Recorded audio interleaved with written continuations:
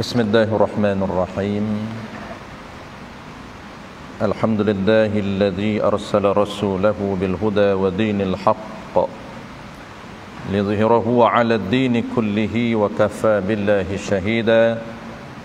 Asyhadu an la ilaha illallah wahdahu la syarika lah. Wa asyhadu anna Muhammadan 'abduhu wa rasuluh. Salawatullahi wa salamuhu ala hadzal nabiyil karim wa imamil muttaqin wa qaidid du'akil mujahidin wa ala alihi wa ashabihi ajma'in. Allahumma 'allimna ma jahilna wanfa'na bima 'allamtana waj'alna minal mukhlisin. Sallallahu ala sayyidina Muhammad wa ala alihi wa baraka wa sallam. Walhamdulillahi rabbil alamin, amma ba'd. InsyaAllah kita sambung masih lagi dalam perkara yang membatalkan wuduk yang keempat, iaitu sentuh kulit perempuan dengan kulit lelaki yang yakin bukan haram nikah. Kita akan sambung pengecualian perempuan yang tak yakin bukan haram nikah, tak batal wuduk. Itu sambungan di belakang sekali 32 itu sambung 33 gini 33 dia ada 3 isu. Isu yang kedua gini. Jadi dia punya perbincangan asal kita perkara yang membatalkan wuduk yang keempat, iaitu sentuh kulit perempuan dengan kulit lelaki yang yakin bukan haram nikah. Itu dia punya tajuk perbincangan asal kita. Kemudian pendetilan dalam kitab kita ini pengecualian perempuan tak yakin bukan haram nikah, tak batal wuduk. Kalau yakin bukan haram nikah, memang kita confirm bukan haram nikah, yakni bukan mahram kita, maka batal wuduk. Dalam selepas ni kita akan bincang mahram 18 ini. Musannif akan perincikan secara detail 18 jenis mahram orang yang tidak batal wuduk. Jadi kulit bertemu kulit siapa? Kulit orang yang yakin tak haram kahwin. Itu yang batal wuduk. Tapi kalau tak yakin, ini isu yang kita nak bincang pengecualian. Kalau kita tak yakin, kita tak confirm batal wuduk ataupun mahram kita ataupun tidak, maka tak batal wuduk.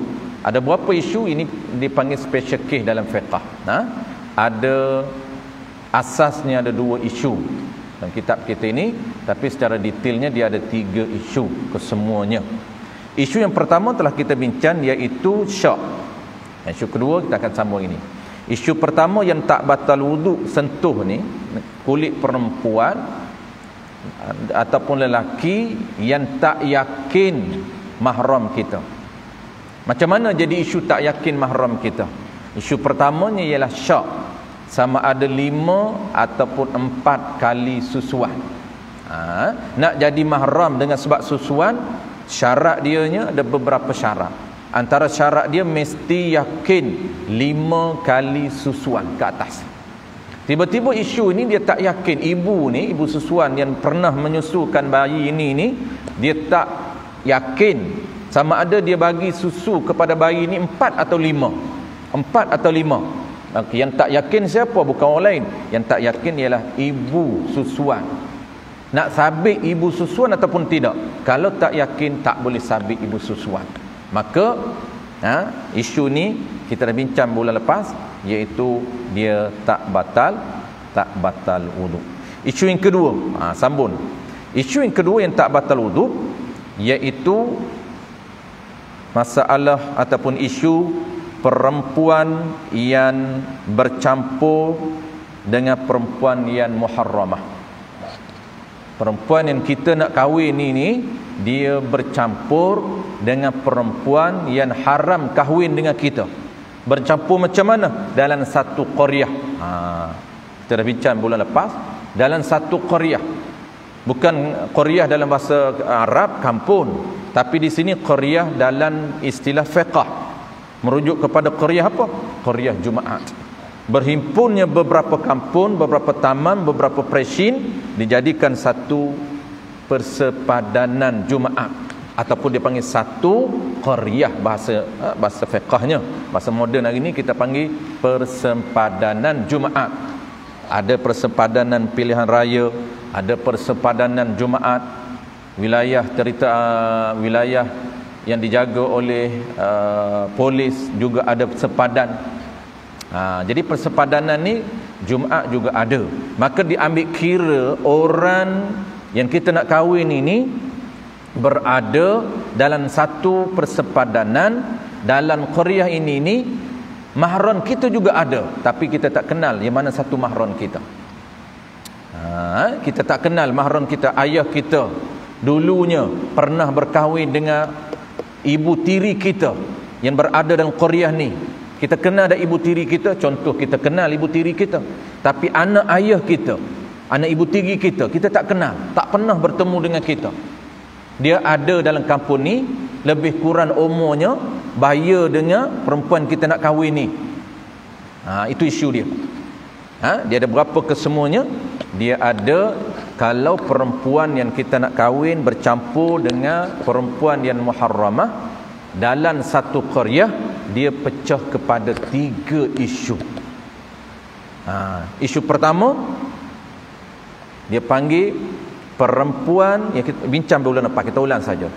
Sambung isu kedua, dia ada 3 isu. Kedua dan ketiga kita settlekan hari ni.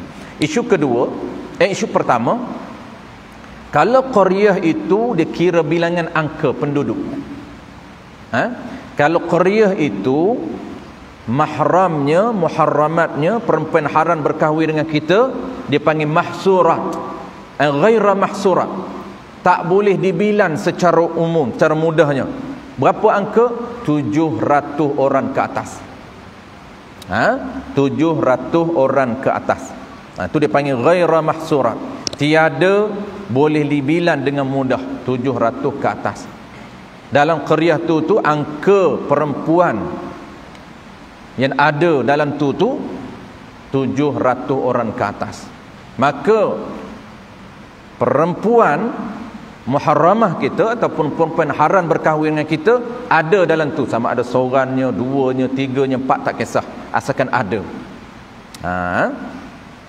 Hukum dia, isu pertama, kalau perempuan itu ghaira mahsura, 700 ke atas, hukum dia sentuh mana-mana perempuan ada dalam tu, seorang yang mana-mana perempuan ada dalam tu, kalaulah kita muharramah kita seorang, maka kalau dia sentuh dengan seorang perempuan, tak batal wudu. Kenapa? Karena kita tak yakin yang mana seorang itu muharramah kita, perempuan mahram kita. Dipanggil hukum wudunya tak batal wudu.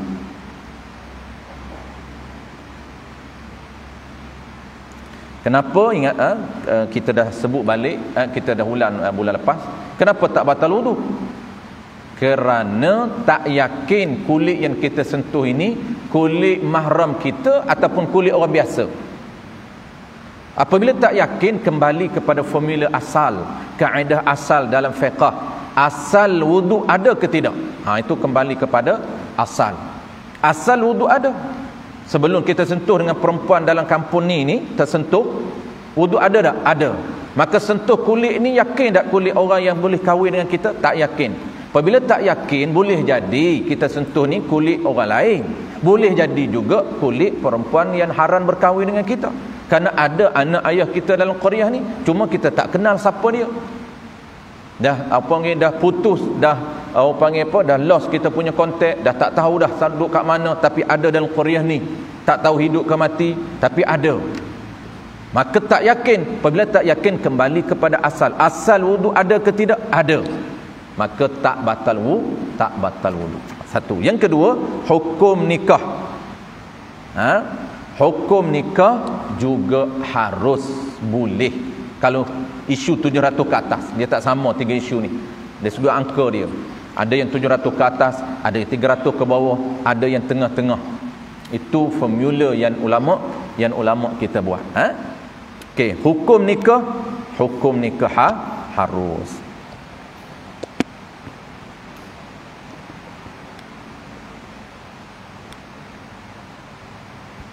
Baik, sambung yang kedua gini. Qala al-musannif rahimahullahu taala. Isu yang kedua ni dia beza di mana? Dia beza di formula dan dia beza di angka lah. Hukum dengan angka. Yang tadi angka dia 700 ke atas. Yang isu kedua ni 300 ke bawah. Bilangan penduduk dalam qaryah tu yang ada mahram kita dalam tu, yang kita nak sentuh ini, kita tengok berapa bilangan qaryah tu. Kalau 700 ke atas, hukum dia wudu tak batal, kahwin boleh. Tapi kalau 300 ke bawah dia beza. Beza di mana? Beza di hukum wudu dan hukum kahwin. Qala al-musannif rahimahullahu taala, 33 muka surat 33 perenggan yang ketiga, perenggan terakhir. Dan lagi tiada batal silap. Adapun perenggan ketiga, adapun jika bercampur seorang perempuan mahramnya. Ini contohlah seorang. Adapun bercampur seorang perempuan mahramnya.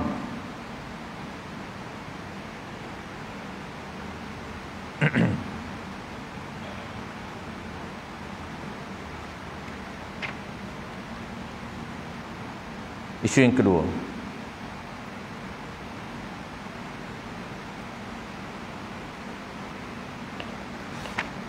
Jika bercampur seorang perempuan mahramnya,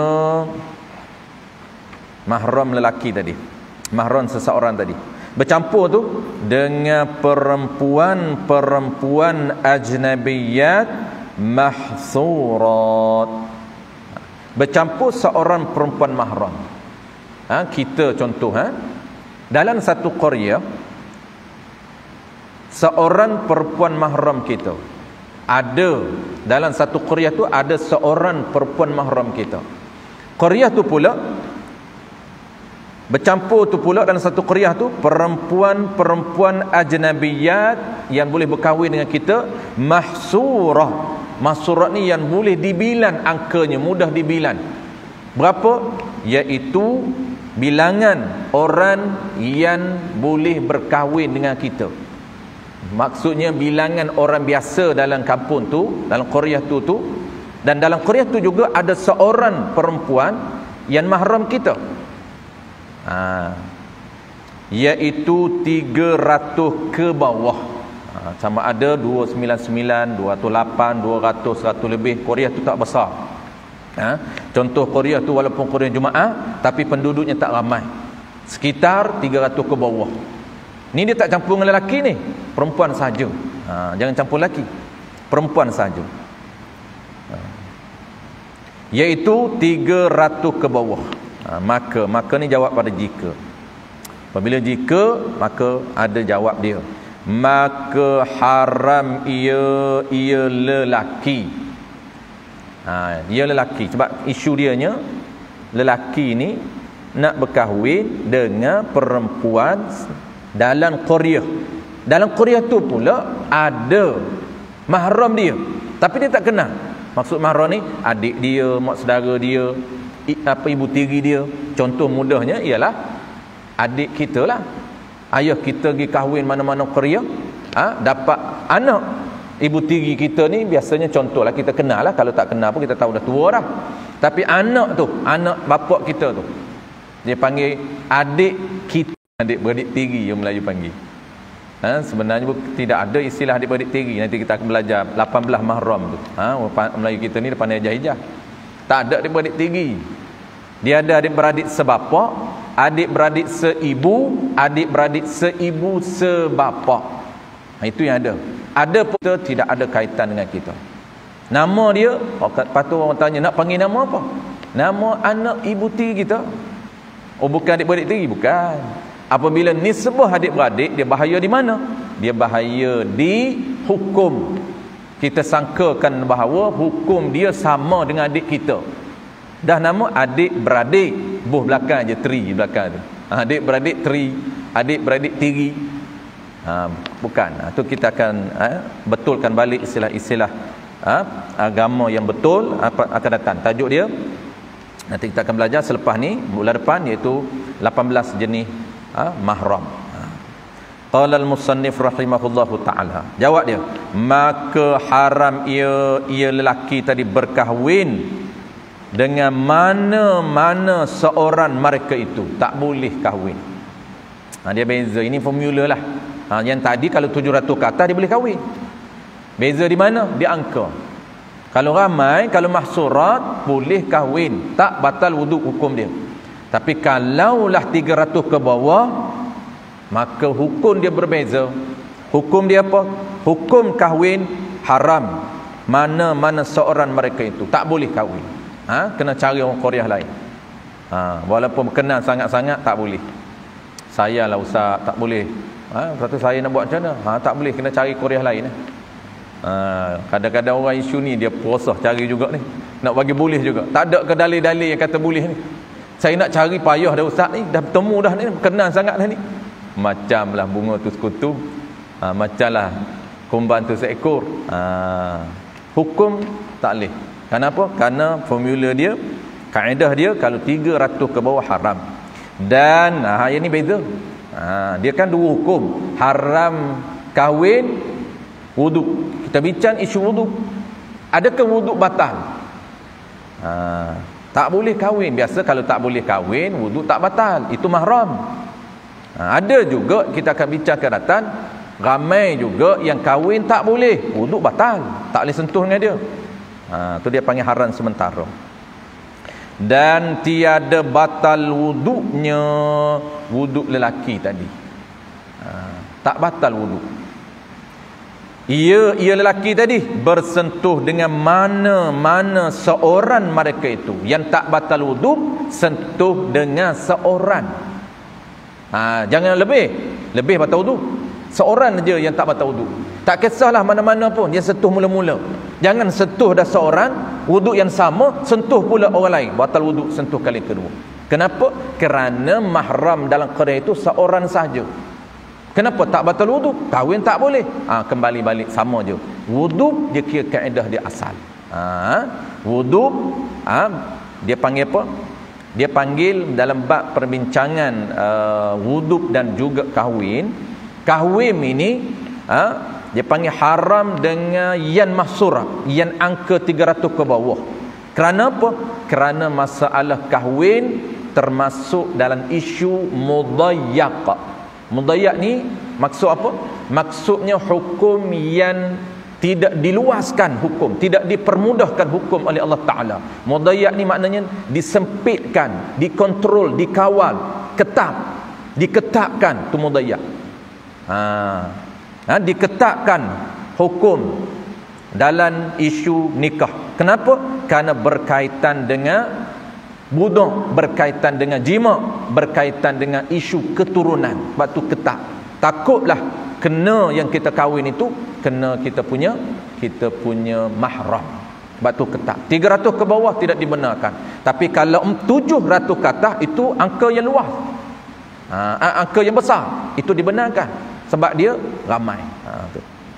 Adapun bab wuduk dia panggil termasuk dalam isu muwassa'.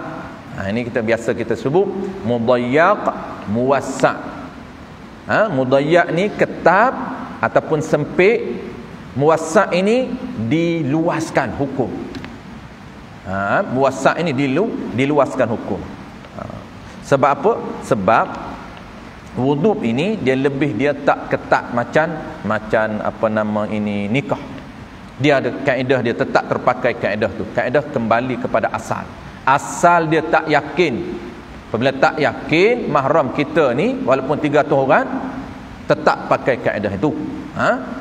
Kalau tak yakin kembali pada asal. Jadi muwassa' dengan mudayyak ni banyak isu yang dipakai, termasuk dalam muwassa' dan mudayyak. Dia panggil kewajipan yang muwassa', kewajipan yang mudayyak. Wajib itu secara umumnya ada wajib itu terbahagi kepada dua, ada wajib yang muwassa', wajib yang diluaskan hukum pelaksanaannya, wajib mudayyak, wajib yang diketapkan pelaksanaannya, kena buat segera, tu mudayyak. Contoh tuan-tuan, ini contoh jarang orang perasan.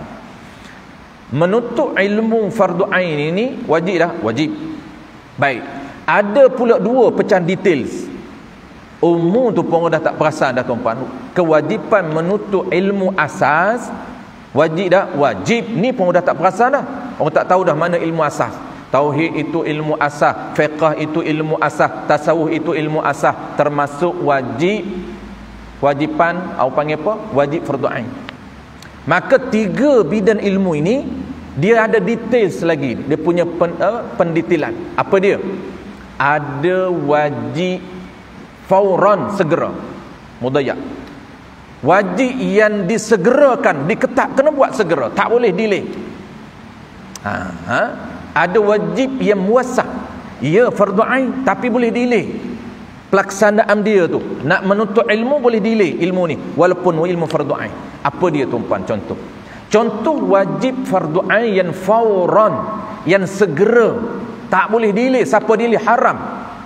Masa yang sepatut dia buat fardu ain, cari ilmu fardu ain, tiba-tiba dia delay dengan lain, tak boleh nak isi dengan lain. Maka wajib fauran, wajib mudayyak ini contoh dia tuan-tuan. Satunya ialah ilmu akidah. Ilmu akidah wajib fauran, wajib dia laksana segera, tak boleh delay. Bukan wajib muwassa'. Wajib kita kenal Tuhan, balik saja segera, jangan isi masa untuk ilmu lain, tak boleh selagi dia tak lepas ilmu fardu ain. Jangan isi untuk zikir, haram. Dia masih lagi tak lepas fardu ain, tiba-tiba dia isi dengan baca Quran, isi masa dengan zikir, isi masa dengan ilmu tafsir, isi masa dengan ilmu kuliah umum, kuliah perdana, sirah dan sebagainya, haram. Dia menghabiskan masa 1 jam mendengar kuliah yang lain daripada kewajipan asas, haram. Haram apa? Haram dia guna masa dia itu untuk lain, sedangkan kewajipan fauran dia belum buat. Tu contoh pertama. Kalau dia dah lepas, tak apalah, tak menjadi isu lah. Ingat, kalau bagi orang yang tak lepas, bagi orang yang tak kenal Tuhan lagi. Yang kedua, wajib fauran yang kedua ialah ilmu ibadat sembahyang. Fauran ibadat sembahyang. Ilmu lain selagi dia tak lepas tata cara mendirikan sembahyang yang basic, yang asas, tak boleh. Tak tahu lagi syarat sah takbir Allahu Akbar, tak tahu syarat sah takbiratul ihram, tiba-tiba pergi belajar lagi tentang apa dia, kan diketatkan masa ini, tak boleh guna, tak boleh delay. Tu dia panggil fauran. Yang ketiga, contoh fauran yang ketiga, apa dia? Yang ketiganya ialah ilmu yang ketiga, iaitu ilmu untuk buang penyakit dalam hati dia yang haram. Itu kena buang segera, tak boleh delay. Apa dia? Riak. Haram tak riak? Haram. Kena cari ilmu untuk buang riak, tak boleh dia nak delay. Tak apalah, 2 bulan lagi baru aku belajar ilmu nak buang riak. Haram dia mendelaykan. Kenapa? Kerana ilmu buang riak ini termasuk wajib fauran, wajib mudayyak, bukan muwassa'. Ilmu nak buang takabur sama. Tu kena belajar. Maknanya tuan-tuan, kitab sembahyang wajib fauran, kitab akidah wajib fauran, kitab panawar bagi hati wajib fauran. Hak lain muwassa'. Jangan tersilap modul. Modul hak wajib fauran tu tak sesuai elok, dia pergi hantam noh, hikam lah, pergi belajar apa kitab tinggi-tinggi, aqidatun najim lah, sirah lah. Haram. Itu wajib fauran. Adapun wajib fardu ain juga, nama dia wajib muwassa'. Apa dia wajib muwassa'? Contoh dalam ibadat. Zakat wajib muwassa'. Wajib tak belajar fardu ain tak zakat? Ya. Bila? Apabila kita nak mengeluarkan zakat, ketika itu kita belajar. Hari ni tuan-puan nak keluar tak zakat fitrah? Belum. Bila nak keluar zakat fitrah? Nanti Syawal. Sebelum Syawal ataupun dalam Ramadan, kita belajar ilmu cara mengeluarkan zakat fitrah yang sah. Adakah dia ilmu fardu kifayah? Tidak. Ilmu apa? Fardu ain. Tetapi fardu ain dalam kategori wajib muwassa'. Tu pecahan wajib muwassa'. Apa lagi contoh? Puasa. Siam. Wajib fardu ain tak? Ya. Tetapi sekarang ni boleh tak kita delay, tak nak belajar lagi bab puasa? Boleh. Bila nak kena belajar? Apabila kita nak berpuasa di bulan Ramadan. Belum datang Ramadan, kita buat daurah. Sebulan lagi nak datang Ramadan, buat daurah. Seminggu je daurah. Seminar tata cara berpuasa yang sah. Boleh delay. Sekarang ni tak perlu belajar lagi. Tunggu nak Ramadan baru belajar. Walaupun fardu ain, tetapi muwassa'. Apa lagi? Majak muwassa' ni tuan-puan, banyak. Begitu juga ilmu jual beli, muwassa' juga. Wajib fardu ain tak? Ya. Bila nak membeli, kita sebulan tak nak terlibat dalam jual beli, tak payah belajar. Tapi kalau pagi-pagi lepas subuh nak beli nasi lemak dah, nak beli roti canai dah, kena belajar ilmu jual beli. Kalau tidak, jangan membeli. Tidak, jangan beli. Tu Sayyidina Umar kata, ya ma'syarat tujar la yabi'a fi suqina. Wahai peniaga-peniaga dalam peniaga-peniaga Islam, ya ma'syarat tujar, wahai para usahawan, wahai para peniaga, la yabi' fi suqina, jangan kamu terlibat dalam sistem jual beli di pasar kami. Sayyidina Umar ni dia melawat setiap pasar raya yang ada di dalam zaman pemerintahan dia. Ini ketegasan Sayyidina Umar. Apabila dia dilantik saja, antara perkara yang dia buat, dia akan melawat setiap pasar-pasar besar. Pasar raya dulu ni tuan-puan, di Madinah sahaja ada lebih 20 lebih pasar raya besar. Kita Putrajaya ni lote 2-3 saja, Alamanda je, hebat dah tu. Kita dulu zaman Madinah dulu lebih 20 pasar raya besar. Pasar besar masuk kita hari ni pasar raya lah. Dipanggil pasar besar. Dia akan melawat setiap pasar. Kalau kita hari ni PM melawat pasar, buat apa? Melawat pasar. Kita nampak tak ada nilai melawat pasar. Bukan nak tengok dari segi infrastruktur saja, tidak. Dari segi pelaksanaan agama. Maka dia berucap ketika dia melawat pasar, ya ma'syarat tujar, jangan wahai peniaga sekalian, jangan kamu berniaga di pasar kami selagi kamu tidak memahami ilmu muamalat. Baik, habis itu contoh ilmu muwassa', wajib muwassa'. Itu secara umum lah. Secara detailnya dia setiap tu pula dia ada pula pelaksanaan satu-satu. Contoh, haji muwassa', ya muwassa'. Zakat muwassa', ya muwassa'. Tetapi dia boleh jadi mudayyak pula. Ini dari sudut pendetilan satu-satu pula. Contoh sembahyang. Sembahyang ni termasuk mudayyak atau muwassa'? Kalau ilmunya muwassa', itu mudayyak. Ilmu nak kena cari sebab apa? Sebab nak sembahyang hari ni, nak kena solat 5 kali, maka nak kena cari ilmu sembahyang segera. Nak buat sembahyang pula, pelaksanaan pula dia tengok. Pelaksanaan sembahyang bukan ilmu. Pelaksanaan sembahyang dia muwassa'.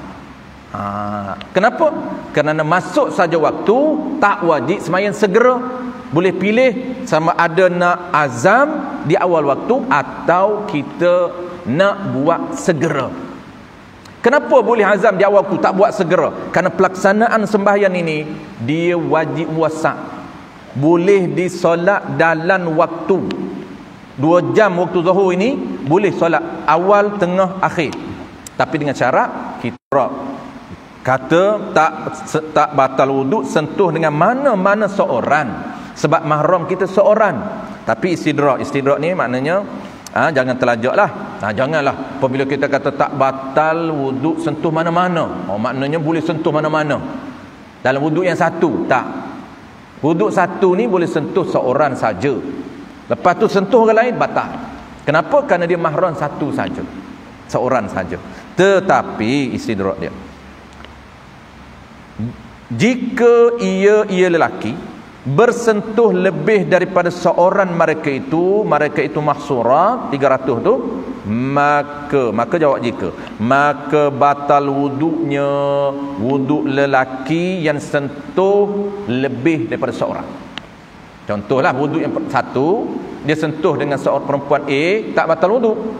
Tiba-tiba wuduk yang sama sentuh pula dengan perempuan lain, batal wuduk. Kerana apa tak batal wuduk? Kerana perempuan mahramnya seorang jua, seorang sahaja. Habis. Isu yang ketiga dia ada tiga. Pengecualian yang kedua ini terbahagi kepada tiga isu. Tiga isu ni melibatkan apa? Melibatkan tiga angka yang berbeza. Mahsurat, ghaira mahsurat, 700 ke atas. Hukum dia tak batal wuduk dan tak haram kahwin. Kalau perempuan dalam kampung tu yang mahram, yang boleh berkahwin dengan kita, yang ada mahram kita dalam tu yang kita tak kenal, angka dia ialah mahsurat 300 ke bawah, keluar dia punya rizak dia, wuduk tak batal juga, tetapi kahwin haram. Orang tanya kenapa haram?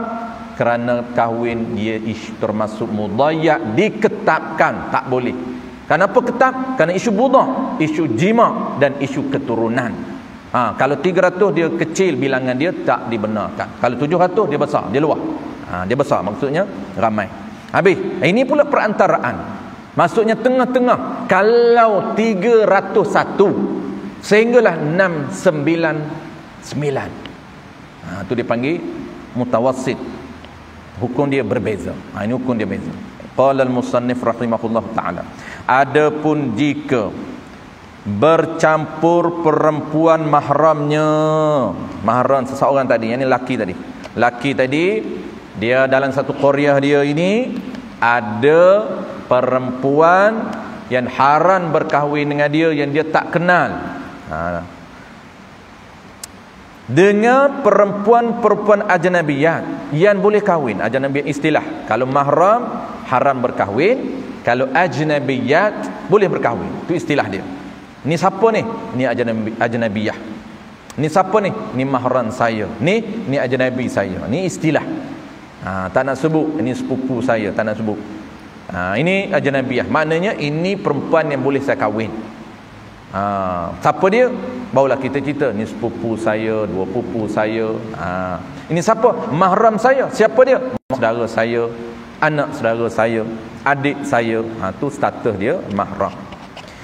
Baik, mahram kita ni, mahram lelaki ni berada di dalam qaryah. Dalam qaryah tu pula perempuannya ajnabiyat yang bukan mahsurat, bukan mutawassitah. Kalau mahsurat, angka yang mudah untuk kita bilan pada urufnya. Berapa angka yang mudah untuk bilan pada uruf? 300. Angka ini memang telah buat oleh para ulama kita. Bukan orang panggil apa? Bukan angka yang orang panggil apa? Yang kebetulan, tidak. Ini memang inilah dia formula ataupun sifir dia. Baik, apabila mahsurat mudah dibilan, ghaira mahsurat yang tidak mudah dibilan 700 ke atas, mahsurat yang mudah dibilan 300 ke bawah. Tengah-tengah itu kita panggil apa? Tengah-tengah tu tak ghaira mahsurat dan mahsurat. Bahasa kita tak mudah untuk kita bilan. Berapa angka dia? Iaitu berada pertengahan di antara 301 sehingga 699. Itu dipanggil pertengahan. Maka dinamakan mutawassitah. Dinamakan angka ini pertengahan di antara mahsurat dan ghaira mahsurat. Maka hukumnya, ini hukum, keluarlah hukum. Kalaulah perempuan duduk dalam qaryah tu tengok-tengok bilan-bilan 500 orang. Tak sampai 700. Ini payah sikit. Kalau 300 kita tahu dah, tetap tak boleh kahwin dah. 300 ke bawah tak boleh kahwin. Cuma wuduk mudahlah, wuduk tak batal. Kahwin tak boleh. 700 ke atas boleh kahwin, wuduk tak batal. Tapi kalau angka pertengahan ini 0301 sehinggalah 699 tengok macam mana nak kahwin dan wuduk dia. Maka hukumnya tiada batal wuduknya wuduk lelaki. Wuduk sama je, tak batal. Mudah wuduk ni. Dia kembali kaedah asal. Maka tiada batal wuduknya wuduk lelaki. Ia lelaki tadi sentuh dengan mana-mana seorang mereka itu. Tak batal wuduknya wuduk lelaki.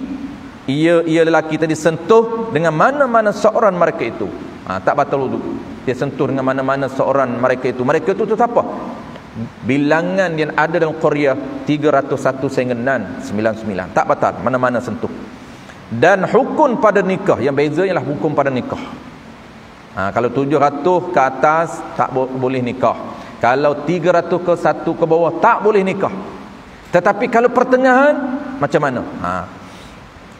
Dan hukum pada menikah dengan mana-mana seorang mereka itu, iaitu ikut fatwa hati.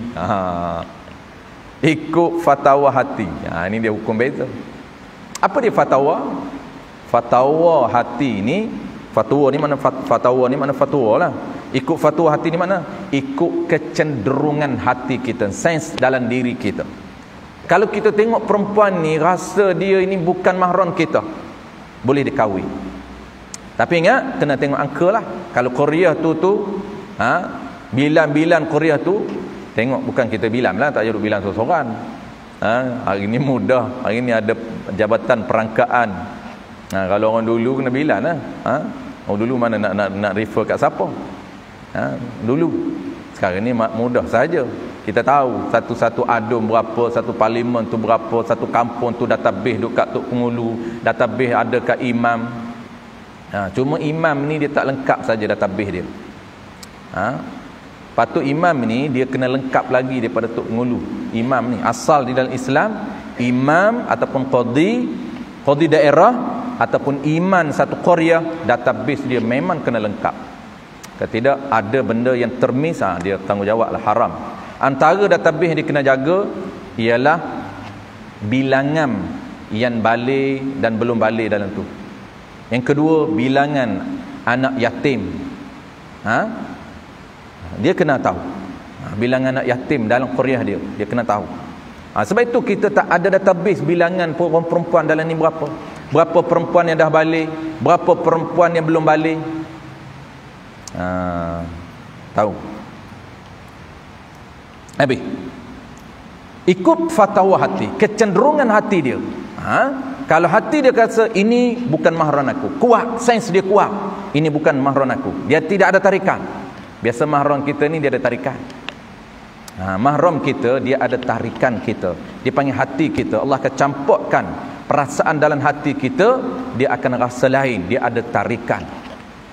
Tu. Maka ni isu timbul ilmu qabil ni di belakang tu. Maka jika cenderung hati kepada mahramnya, kalau dia tengok dia nak kahwin ni, duduk kenal ada perempuan ni rasa macam something lah, rasa macam macam cenderung hati dia ni mahram dia. Tu.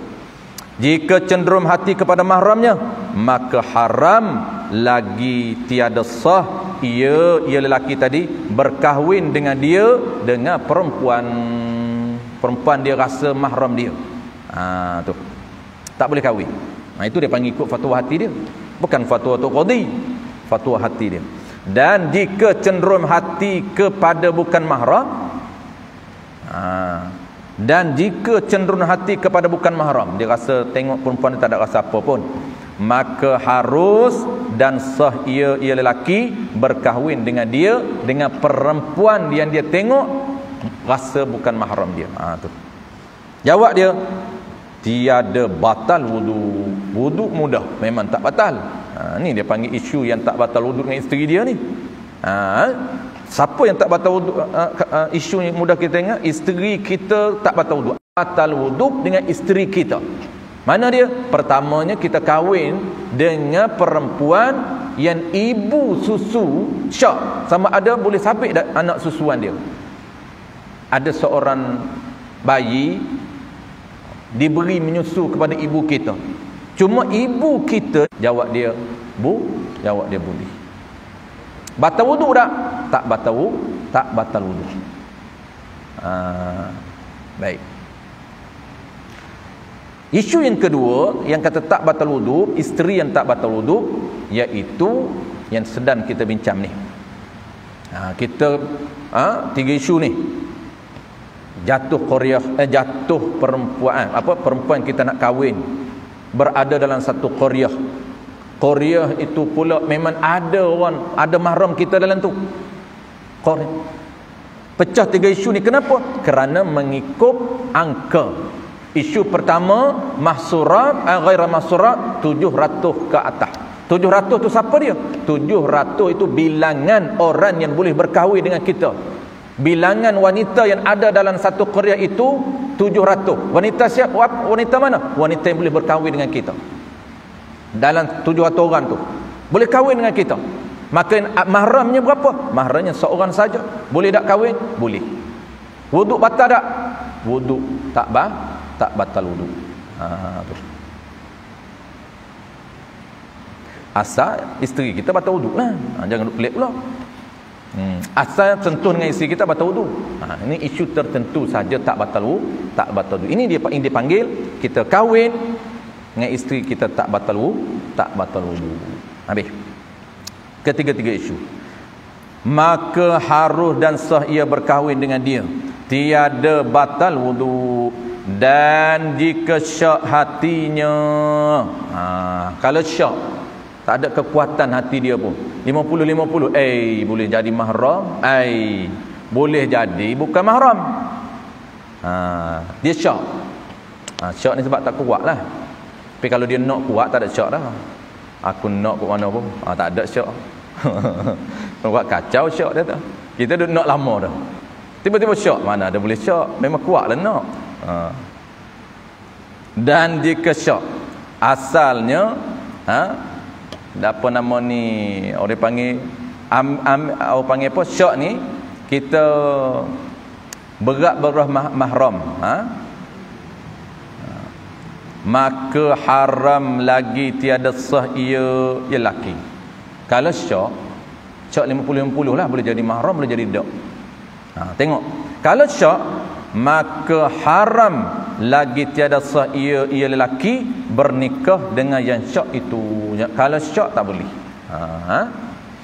Sebab apa? Sebab dia asal isu syak. Kalau bab lain tak jadi isu. Najis ke tak najis? Najis tak najis? Kembali asal tak najis. Tapi kalau dalam bab wudu', bab kahwin, tak boleh. Dia diberatkan belah mahram. Tu. Dia berat belah mahram untuk menjaga kemaslahatan keturunan. Tapi dalam isu lain dia tak jadi isu. Maksudnya tak boleh nak hukumkan satu. Najis ke tak? Najis ke tak? Batal ke tak? Batal ke tak wudu? Ada wudu lagi tak? Ada wudu, kembali asal. Wudu ada. Najis ke tak? Najis ke tak? Asal tak najis pun. Tak najis lah. Bab syak aja masuk ke tak najis? Masuk ke tak najis? Asalnya tak najis hari ni, kira tak najis. Tapi kalau dalam bab wudu' tak boleh. Dia berat belah mahram. Asal mahram ke tidak? Mahram ke tidak? Mahram ke tidak? Sepatutnya kira asal lah. Asal mahram, tak mahram. Di sini tak boleh. Sebab boleh jadi mahram, boleh jadi dak. Maka berat belah mahram. Tu. Kenapa? Kerana bab nikah tu mudayya. Bukan semua masalah apabila syak kembali pada asal, tidak. Kembali pada asal. Bab nikah tak boleh. Maka haram lagi tiada sah ia lelaki berkahwin dengan yang syak itu. Adapun jika bercampur lelaki yang muharram dengan lelaki yang bukan muharram, ini perempuan pula nak kahwin. Tiba-tiba adik-beradik lelaki dia ada dalam kawasan tu, ni tak kena, boleh tak dia kahwin dengan lelaki ni? Sama juga hukum dia. Hukum bercampur lelaki tu dengan lelaki yang muharram tu seperti bercampur perempuan muharramah dengan perempuan yang bukan muharramah, hukum sama saja.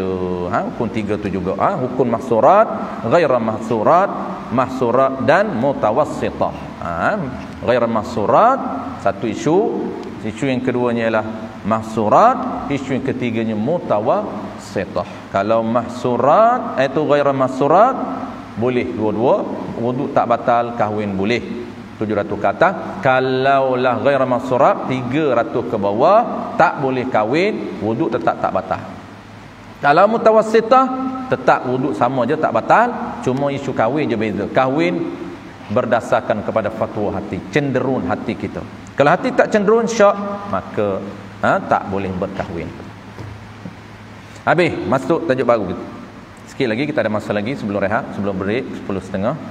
Qala al-musannif rahimahullahu ta'ala. Masuk tajuk baru, ni penutup kepada perkara yang membatalkan wuduk yang keempat. Panjang tu apa panjang perbincangan kita perkara batal wuduk yang keempat. Ini cara musannif ataupun pengarang kitab kita ni, dia punya gaya bahasa dia berbeza daripada kitab lain. Dia tak nak buat banyak kitab, dia nak satu kitab saja. Kalau kitab lain dia banyak kitab. Ni duduk dalam kitab nikah. Dia sekalikan mudah. Baik. Apa tajuk dia? Kita nak bincang 18 orang yang mahram yang tak batal wuduk. Sebab apa kita nak tahu formula ni? Sebab asas kita bincang perkara yang batal wuduk sentuh kulit perempuan dengan kulit lelaki yang boleh berkahwin. Mudah kita ingat, kalau sentuh kulit lelaki dan kulit perempuan yang tak boleh berkahwin, tak batal. Maka kita nak tahu mana perempuan boleh berkahwin, mana perempuan tak boleh berkahwin. Maka kita kena ingat asas dianya, ingat perempuan mahram 18 sahaja yang tak boleh berkahwin dan tak batal wuduk. Ada juga tak boleh berkahwin batal wuduk. Kita akan bincang. Ada tak boleh berkahwin batal wuduk. Itu nama saja mahram, tapi itu bukan mahram hakiki. Itu mahram sementara, bukan mahram mu'abbad. Maka kita nak bincang tajuk baru, iaitu nak kenal betul-betul perempuan yang macam mana boleh kita sentuh, perempuan macam mana yang tak boleh sentuh batal wuduk. Maka kita nak kena ingat 18 sahaja. Selain daripada 18, semua tak boleh sentuh. Mudah. Inilah sifir dia. Kalau kita nak tahu scan, maka kita nak scan seseorang itu boleh sentuh tak boleh sentuh. Ini panduan dia. Contoh, apabila orang tanya kita, boleh tak sentuh, batal wuduk tak sentuh dengan ibu mertua bapa kita. Bapa kita jadi ibu mertua dia. Contohlah, dia kahwin muda, ibu mertua dia pun muda lagi. Ibu mertua dia nenek kita dah tua dah. Ibu mertua bapa kita ni kalau dia kahwin ramai-ramailah ibu mertua dia. Yang dua pelik pula. Jangan kata ibu mertua bapa saya tu nenek saya lah ustaz. Tu tak payah duk cerita yang tu. Yang tu budak je satu pun tahu. Ibu mertua bapa saya, nenek saya, duk bincang buat apa? Tu tak bincang. Itu mahram kita. Kenapa? Itu nenek. Nenek kita bincang buat apa? Sebab dia mahram kita. Ini dah ibu mertua bapa kita yang bukan nenek kita. Boleh tak nak sentuh? Boleh. Orang hari ni sentuh. Kenapa dia kata ini ibu mertua bapa saya ni ustaz? Mana boleh sentuh? Dia bukan mahram. Dia boleh berkahwin dengan ibu mertua bapa dia. Takkan nak kahwin dengan ibu mertua bapa? Tak, kalau nak cerita ni boleh kahwin sebab tak batal wuduk. Itu penting. Kenapa kita nak tahu 18? Scan dia 18. Ada tak 18 ni ibu mertua bapa kita? Yang bukan nenek kita? Tidak ada. Apabila tidak ada, makna dia bukan mahram. Apabila bukan mahram, boleh kahwin, wuduk dia batal. Batal wuduk, waktu tak boleh bersalam dengan ibu mertua bapa kita yang bukan nenek kita. Tak boleh bersalam. Walaupun dia panggil kita ni, dia panggil apa agak-agak? Cuculah. Pasam cucu. Dah dia kata anak menantu saya. Kan bapak kita kan menantu dia. Ini anak menantu saya ni, anak menantu saya. Anak menantu saya yang bukan cucu dia sebenarnya. Memang betul anak menantu dia, tapi bukan cucu dia. Kalau anak menantu kita yang cucu kita, itu mahram, boleh sentuh, boleh salam, boleh peluk, boleh cium. Kita tak boleh sentuh. Dia ada gap. Tu payah tu, nak jaga. Kalau bapa mentua kita ada lagi, ibu mentua, kita nak melawat je, nak ziarah je. Time ziarah tu jangan kacau. Dia salam hulu pantam dia, nampak kita hulu salam, hulu tangan. Nak muda lagi, tak kira tua muda lah. Kan, orang kita muda tak salam, tua dia bedal, tua dah. Tua pun kulit bertemu kulit juga. Imam Syafi'i tak boleh tua pun. Imam Syafi'i dia ada kaedah dia, formula dia. Tidak ada satu benda yang jatuh melainkan ada orang yang akan pungut. Tu kaedah Imam Syafi'i. Orang tanya dia, kenapa tua pun batal? Mazhab lain tua sentuh tak batal. Imam Syafi'i kaedah tu terpakai. Tidak ada satu benda yang jatuh, yang gugur, melainkan ada orang yang ambil. Maksud apa? Maksudnya walaupun tua, tetap ada orang yang berkenan. Kita memanglah tengok umur 70 tak berkenan. Nomornya ada juga abnormal, kahwin dengan umur 70. Tengok lelaki tak normal. Umur berapa? 30. Kahwin isteri dia 70. Tu tak normal. Hak normalnya laki umur 70, kahwin umur 30, itu normal lagi. Jadi kalau orang dah umur 70, kita sentuh kulit dia batal wudu. Kenapa? Kerana Imam Syafi'i kata tetap ada orang yang akan minat umur 70 pun. Kena tanya geng dia lah. Kena tanya geng dia. Tanya pakcik hak umur 70. Kena tak dekat hajah umur 70? Oh, jangan ada tanyalah apa. Memang geng dia, sebaya dengan dia. Jangan tanya kita. Tu Imam Syafi'i tak boleh, kaedah dia. Terpakai. Habis. Qala al-musannif rahimahullahu ta'ala. Sebab-sebab perempuan diharamkan nikah. Sebelum kita nak bilang 18, kita tahu dulu. Mahram ini ada 3 sebab. Dia panggil 3 punca yang jadi mahram. Mahram sebab yang pertama, mahram dengan sebab keturunan. 7. Yang kedua, mahram dengan sebab susuan. 7. Yang ketiga, mahram dengan sebab musaharah ataupun berambil-ambilan ataupun dengan sebab perkahwinan. Dia ada 4. 7, 14 dan 4, 18. Jadi 18 ni yang kita akan bincang. 18 ini daripada 3 sebab atau 3 punca. Sebab tu mudah untuk kita scan. Scan pertama, keturunan tak ada. Contohlah kita scan tadi, ibu mertua bapak kita. Bapak kita kahwin nombor 2, dia ada 2 ibu mertua. Ibu mertua pertama yang isteri datuk kita. Apa nama ni, datuk kita pula lah. Orang panggil apa, mertua kita. Ibu mertua bapak kita pertama, dia adalah orang panggil apa, mertua kita. Mertua kita ni dalam istilah agama, dalam istilah muamalah, ayat munakahah, dia panggil mertua je, mertua ke atas. Maksud apa? Maksud ibu mertua kita, nenek mertua kita, ataupun datuk mertua kita, nenek mertua kita, moyang mertua kita, moyang mertua kita, tu dipanggil mertua ke atas. Kalaulah ibu mertua bapak kita pertama, contoh isteri kita tu, itu dipanggil ibu mertua kita juga.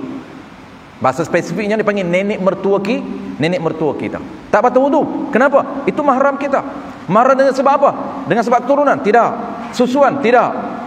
14 tak keluar lagi scan. Scan yang ketiga iaitu musaharah, berambil-ambilan dengan sebab perkahwinan. Kahwin dengan seorang perempuan, ibunya jadi haram dengan kita. Dengan sebab apa? Dengan sebab perkahwinan. Dengan kita jadikan isteri kita ini, seorang perempuan ini isteri kita, maka haram ibunya dengan kita. Itu dia panggil sebab perkahwinan. Musaharah, berambil-ambilan bahasa lama. Mertua, ibu kepada ibunya haram, dipanggil datuk mertua. Ibu kepada ibunya haram, dipanggil nenek mertua. Tu layer-layer dia tu. Tetapi ibu mertua bapak kita dia kahwin seorang lagi. Apabila kahwin seorang lagi, bapa mertua kita, dia kahwin seorang lagi, bermakna dia ada mertua juga. Mertua pertama tak apa, dia nenek kita, itu ibu mertua kita. Tetapi mertua yang kedua, scan tak temu. Tak ada dalam radar. Apabila tidak ada dalam radar, maka itulah tanda bukan mahram kita. Jangan duk buat ini bapa mertua ibu kita ni, bapa mertua ibu mertua bapa mertua kita ni, pening juga tu. Mudah saja. Formula dia, kata tuan guru saya, ingat 18, insya-Allah, jangan pening-pening. Tak keluar daripada 18, itu bukan mahram kita. Sebab tu mudah nak scan. Orang tanya kita, anak ibu tiri kita yang kita panggil adik-beradik tu, scan pertama, dah betul tak adik-beradik? Scan pertama, adik-beradik kita. Keturunan kan kita akan bincang 8. Keturunan adik-beradik kita. Adik-beradik ni ada 3. Adik-beradik seibu sebapa, adik-beradik sebapa, adik-beradik seibu. Adik-beradik seibu sebapa, seibu. 3 ni. Ada tak? Anak ibu tiri kita nak nisbah adik-beradik apa? Seibu. Tak boleh. Dia ibu, bukan ibu kita. Maksud seibu ni ibu kita, bukan ibu tiri. Seibu sebapa ibu kita, tak, bukan ibu tiri. Dalam keturunan tidak ada, dalam susuan tidak ada, dalam musyaharah pun tidak ada. Dalam musyaharah 4 ini, bab perkahwinan yang ada 4 saja. Ini orang tersilap ni, dia tak ingat 4. Dia ingatkan anak ibu tiri juga termasuk dengan sebab perkahwinan. Tidak, sebab perkahwinan ada 4 saja, iaitu anak tiri, ibu tiri, menantu dan bapa mentua. Itu saja. Menantu, mertua, ibu tiri, anak tiri, 4 saja. Ibu tiri kita, ya, dia mahram kita dengan sebab ayah kita ambil jadi isteri. Tetapi anak ibu tiri kita keluar daripada radar, tak termasuk. Anak ibu tiri kita tak termasuk. Apabila tak termasuk, mudah dia bukan mahram kita. Apabila bukan mahram, boleh kahwin dengan anak ibu tiri. Memang cara orang dulu memang dia kahwinkan. Sebab apa? Sebab untuk mudah dia nak jaga. Anak dia pun duduk satu rumah, anak isteri dia pun duduk satu rumah. Tu dia panggil bensan sebatal. Bermula perempuan yang haram itu 3 jenis. 3 jenis. Qala al-musannif rahimahullahu ta'ala, pertamanya daripada 3 jenis perempuan haram tu. Maksud haram ni haram apa? Haram nikah lagi tak batal wudu. Kita bincang ni, haram nikah lagi tak batal wudu. Akan datang tu kita akan bincang selain daripada 18, ada haram nikah wudu batal. Dia panggil haram sementara. Banyak, ada 6 haram sementara. Baik. Pertamanya, haram nikah dengan sebab nasab. Dengan sebab nasab. Erti nasab ni apa dia? Erti keturunan tu apa dia? Nasab ni keturunan. Apa dia keturunan ni? Iaitu bangsa dan keturunan. Dan ni atas tafsir. Bangsa. Erti nasab ni nak dinisbahkan kepada nasab ini, iaitu bangsa.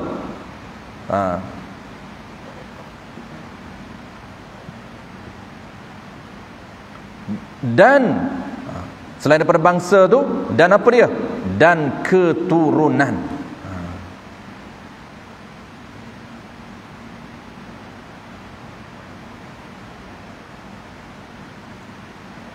Baik.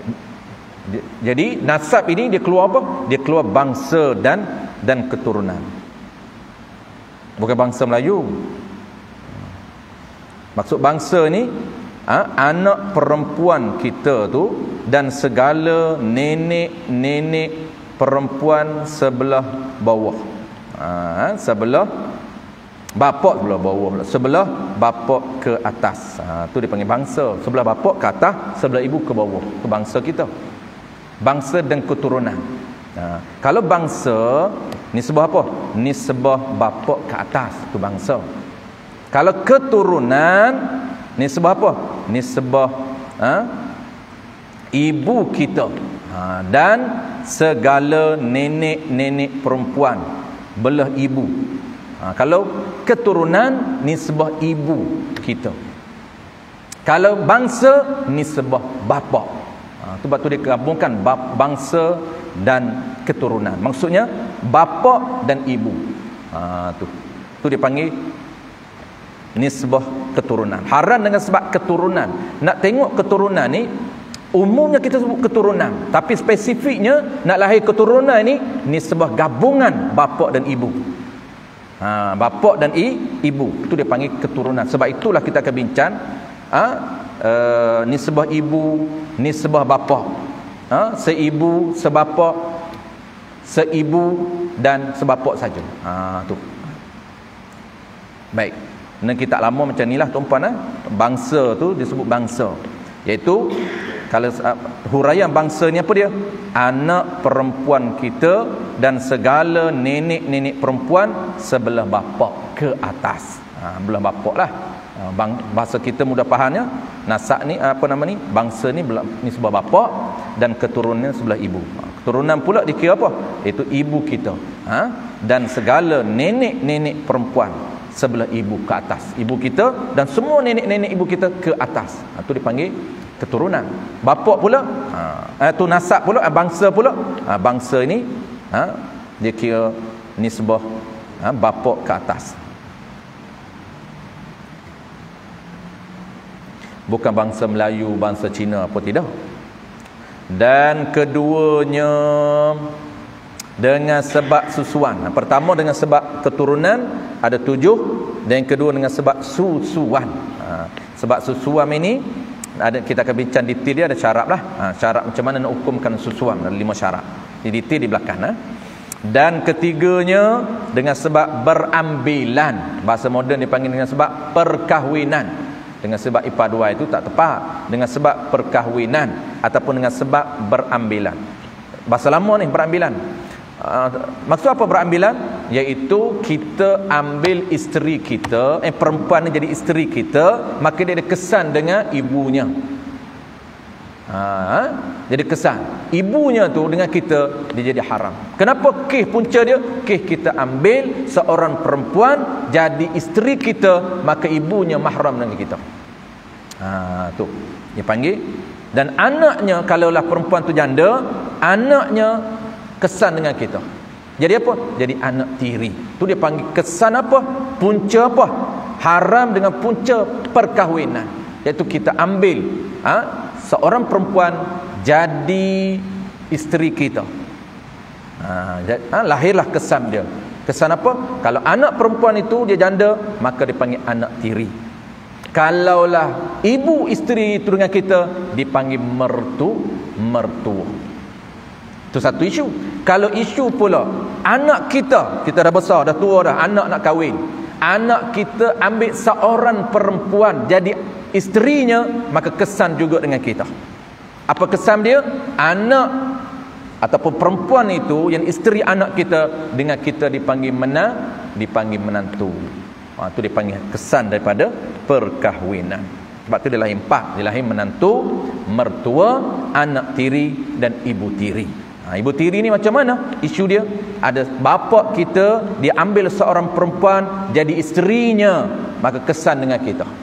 Kesan apa dia? Itu ibu kita. Ibu apa? Ibu tiri kita. Semuanya kita akan bincang satu persatu. Baik, qala al-musannif rahimahullahu ta'ala, bermula perempuan-perempuan muharramat dengan sebab nasab. Yan, ni sifat bagi perempuan. Nasab yan macam mana tu? Yan tu dia panggil sifat bagi perempuan. Keturunan yang macam mana? Yang haram berkahwin dengan dia. Sebab ada juga keturunan yang tak haram berkahwin. Itu dia bawa datang sifat tu. Macam mana? Sepupu kita, bukan keturunan kita. Satu nenek sepupu ni. Sepupu ni siapa? Anak bapa saudara kita. Bapa saudara kita siapa? Adik-beradik ayah kita. Anak bapa saudara kita, siapa dia dengan kita? Sepupu. Satu keturunan. Ya, kenapa? Satu datuk. Datuk yang sama dengan kita. Itulah datuk kita, itulah datuk dia. Kenapa? Kerana daripada datuk itu lahirnya bapa sepupu kita. Datuk itulah lahirnya ayah kita. Satu keturunan, ya. Tapi adakah mahram? Tak. Tu kena ada sifat. Bukan umum mahram ni. Mahram ni yang nak bincang ini mahram yang haram berkahwin dengan dia. Tu yang kita nak bincang. Sebab tu bukan umum, bukan semua keturunan. Sepupu pun boleh kahwin. Tak batal wudu, itu batal wudu. Apatah lagi layer-layer ke bawah, 2 pupu, 3 pupu, anak bapa sepupu. Tu lain. Kita akan bincang layer-layer bawah dan pecahan pula. Pecahan dari hawashi dia. Hari ni tuan-puan dah hilang habis ni. Sepupu masih kenal lagi, masih boleh bilang lagi.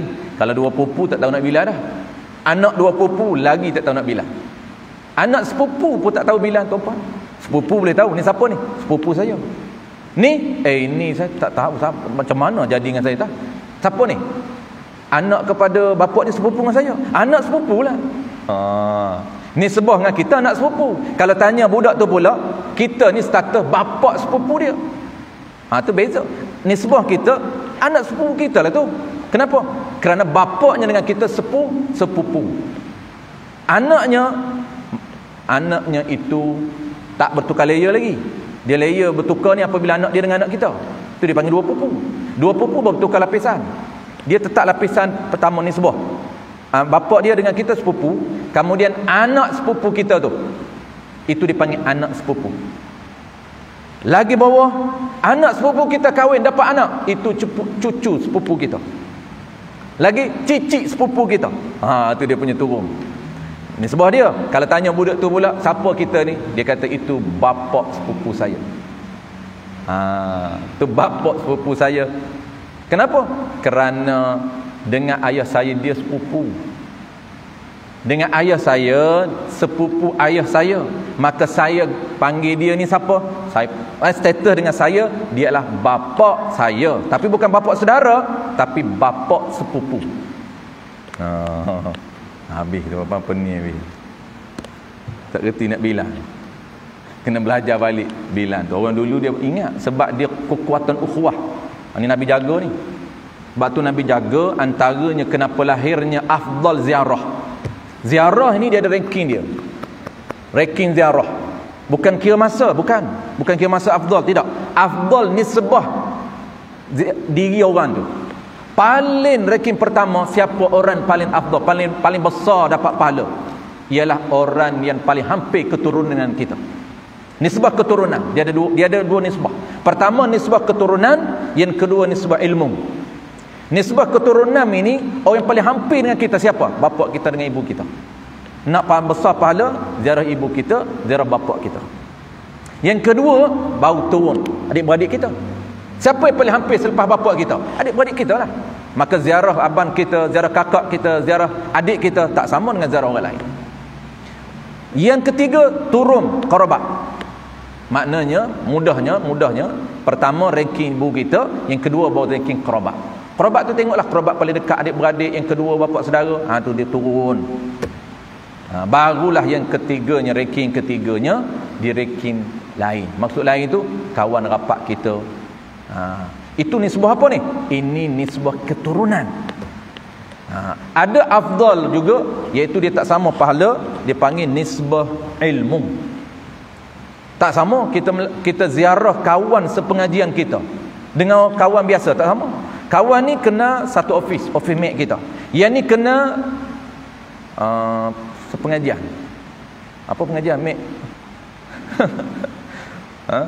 Nak tukar bahasa Inggeris tu. Jadi sama dah? Tak sama pahala. Ya, kawan rapat ni, office mate kita ni dah 20 tahun kerja satu office. Rapat tak? Rapat macam adik-beradik. Pahala tak sama. Sebab dia panggil nisbah kenal dia tu ada pengikat. Yang ni dikenal ukhuwah, diikat dengan ilmu. Yang ni diikat dengan pekerjaan, tak sama. Yang ni diikat dengan keturunan, tak sama. Maka nilai dia yang paling atas ialah keturunan, dan ini khilaf lah. Yang keduanya lah ilmu. Ini khilaf. Iman Syarqawi dalam kitab dia sebut khilaf di antara ilmu dengan keturunan, mana tinggi, yang mana dulu. Maka ada ulama kata keturunan dulu, dan ada ulama kata ilmu lagi pertama. Di antara dua ni ranking mana? Tak apalah, kedua-dua tu tinggi pahala dia, cuma ada khilaf. Nak tahu kedua-dua ni adakah sama ataupun ranking keturunan tu lagi tinggi, barulah ilmu. Sebenarnya itu khilaf. Habis.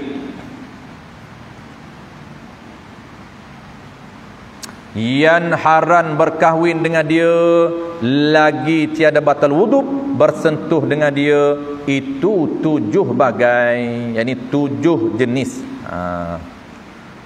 Pertamanya, kita bilang sakat yang sempat 7 ni. Pertamanya dia ada 7 semua. Apa dia pertama? Ibu engkau, ibu kita, dan segala nenek-nenek engkau sebelah ibu. Tu dia panggil keturunan tu. Kalau bapa bangsa, ni keturunan ni sebelah ibu. Dan sebelah bapa, bangsa. Dan sebelah bapa hingga ke atas. Sama. Tu pertama.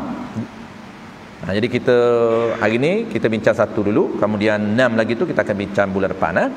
Baik. Pertamanya ibu. Jadi mudahnya Imam Nawawi ni dia mudah saja, dia panggil ibu ke atas. Sampai berapa layer pun, lapisan berapa pun ibu ke atas.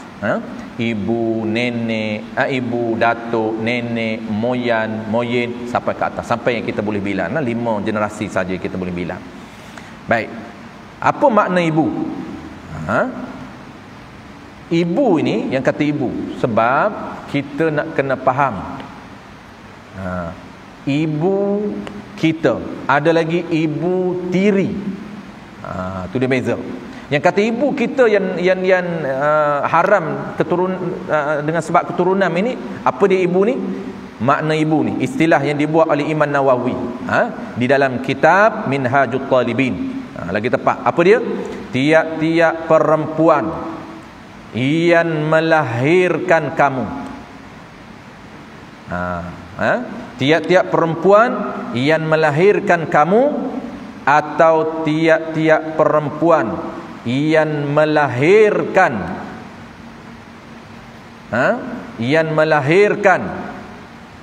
ibu kamu ke atas. Ni mudahnya bahasa kita dipanggil ibu ke atas. Itu takrif dia, tiap-tiap perempuan yang melahirkan kamu. Itu umum. Tapi kalau detail, tiap-tiap perempuan yang melahirkan kamu, ataupun perempuan yang melahirkan orang yang melahirkan kamu, ataupun tiap perempuan yang melahirkan akan orang yang melahirkan kamu, bertingkat-tingkat. Mudahnya bahasa kita macam ni. Tiap-tiap perempuan yang melahirkan ibu kamu, tiap-tiap perempuan yang melahirkan tiap-tiap perempuan yang melahirkan kamu, tiap-tiap perempuan yang melahirkan ibu kamu, tiap-tiap perempuan yang melahirkan datuk kamu, tiap-tiap perempuan yang melahirkan nenek kamu, sampai ke atas.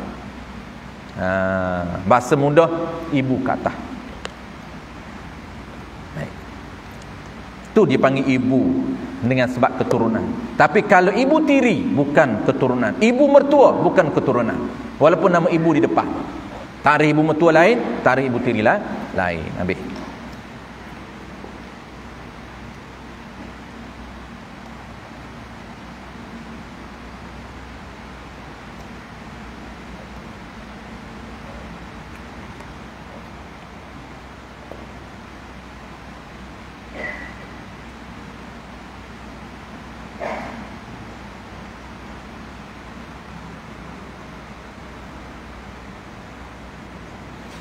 Yang kedua, dia panjang sikit. Yang kedua ni kita akan sambung bulan depan, iaitu segala anak engkau hingga ke bawah.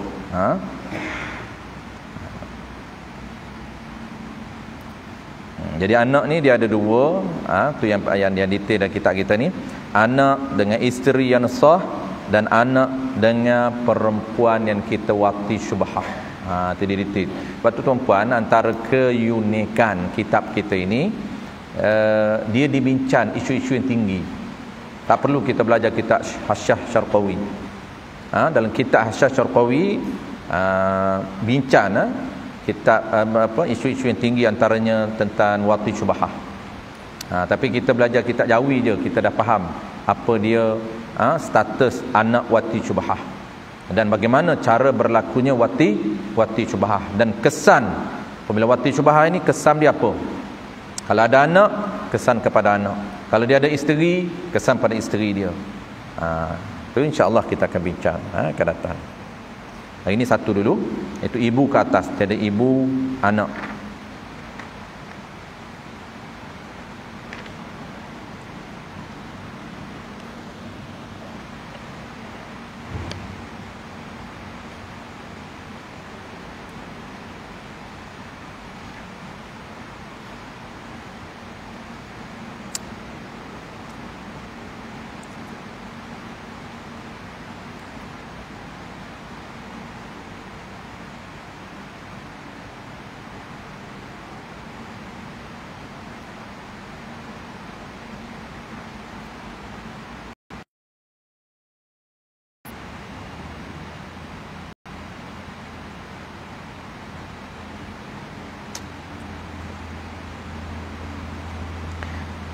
Wallahu a'lam. Kita akan sambung, kita beri tuan-puan 10.30. Kita sambung macam